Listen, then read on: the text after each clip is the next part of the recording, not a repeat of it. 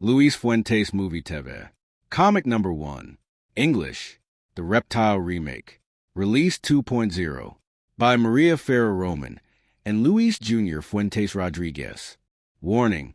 1. The names of cities, places, or characters named here in this comic are purely coincidental. 2. The religions or beliefs narrated here are pure coincidence.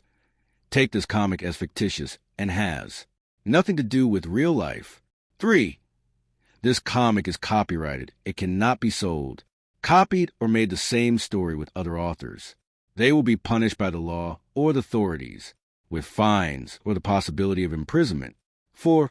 Read with discretion, suitable for people over 18, as it may contain violence, foul language, sex, drugs, and we are not responsible. Visit www.peggy.info.com for more information and enjoy. Thank you very much. Today we present Chapter 1, Out of Town, Palo Alto. Wow, Maria, for God's sake, why did that happen to us? I don't know, Jose. Will it be a prediction? Probably. I don't know. Time will tell. We must go back to my aunt and my mother. They must be finishing the Carandras section if we go. While we were walking through a semi-urban area, there were paved streets and others made of dirt. There were blockhouses and behind shacks made of wood, while I was talking to Maria. There were broken sewers without covers in the streets, and there were some children playing ball, others running, jumping, and one of them told me, "See this," and with his feet. The water moves from the sewer, and a type of large reptile of approximately 2.20 meters comes out. And he told us, Earthlings look at how they kill each other with their world wars. They want to get rich by being able to destroy this planet at the cost of killing innocent people in the middle, without resentment, exploiting the planet's resources, taking out, we are going to laugh at that, stupid humans when you are extinct. How so? That mountain over there? I saw it, and when I turned around that thing was no longer there, nor were the children. Maria and I were shocked. Maria, we must leave here quickly. Let's go look for your mom and your aunt as soon as possible. I was already at Maria's house, and I decided to go to that mountain with Maria, but she was nervous, so I waited a few days to convince her to go to that mountain, because she told us that ugly thing. I went home to rest. Then I got up to take a shower to go to the company to see what had happened. Since Martina told me that there were deliveries to be made in the city, I left in Palo Alto, and I couldn't stop thinking about that mountain all the way. I called Martina to make me a good coffee before leaving with my Ford 750. But this time, I wanted to do all the deliveries. I went straight home myself. I was tired from working very hard today, and I called Maria to see how she was following her aunt. She told me that much better since the last time she saw the healer. I told Maria that we should go to that mountain. She told me that. Maybe. But we have to prepare very well with food, medicine, clothing, weapons, vehicles, a guide, and a general doctor who knows everything. We don't know. What's there? And I'm going to look for an old friend. Elena Contreras is a guide to the Palo Alto area. It's very good. Okay, Jose. Let me see if I can get the equipment and some vehicles out of the headquarters. I'll let you know anything. I went to shower for dinner and then to sleep the next day. Maria, what time is it? It's 7 a.m. I'm going to get out of bed.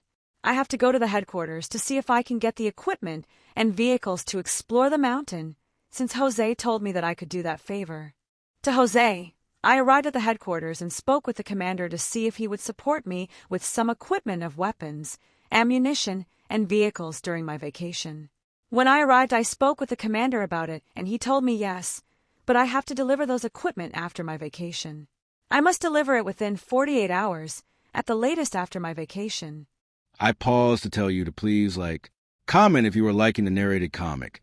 Share so that it reaches people like you. Cool. Of course, subscribe and hit all the bells, since the next chapters are coming to the channel, and I don't want you to miss them, please. Now, if we continue with the narrative. Let me know. I went to see Dr. Martin to tell him what was happening and to see if he would help Jose and I. I arrived at Dr. Martin's office. I told him everything that happened to us in that town outside the city of Palo Alto, and he was amazed by the species and that mountain. We had to see why. He pointed to that mountain. Hey, Dr. Martin, why do you think that thing came out of the sewer? Because that's where they live beneath us. Do you think they know something about the beginning of this world? Or the human race? Is it possible, my dear Maria? Is it possible that who else knows about this? Jose, a guide called Elena. You and me. Okay, Dr. Martin, I'll let you know when Jose has the guide to leave immediately for that mountain. I already have the equipment, the vehicles, and you, Dr. Martin. I have to hurry since Maria has to look for the equipment, vehicles, and Dr. Martin to be able to leave.